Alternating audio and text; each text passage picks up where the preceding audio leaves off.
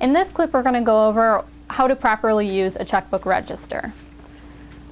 This is basically what a checkbook register looks like. You can probably get one of these at any bank or credit union. When you order a box of checks for your checking account, usually one or two of these will come along with your box of checks. But if you need more, if you run out, you can always check your bank, credit union, or other financial institution to see if they actually have an extra copy for you.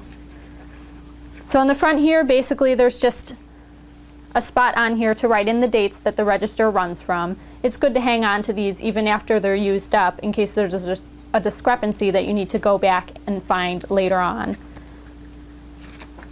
And I'm just going to flip to the first page here. And this is what the inside of the register would look like. At the top here, it gives you a list of codes that you would use in this first column here to correspond with what you had done with that transaction. For example, it has AD for automatic deposit, AP for automatic payment, ATM for ATM cash withdrawal, DC for a debit card transaction, FT for a funds transfer, SC for a service charge, and TD for something that was tax deductible. But basically what you do, it's fairly simple.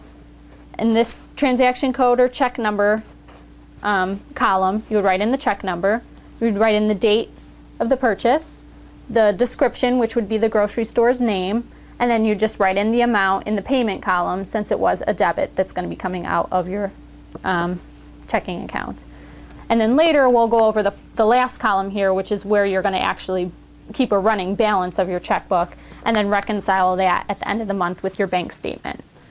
So that's the basic parts of a register and how you would record your transactions in there.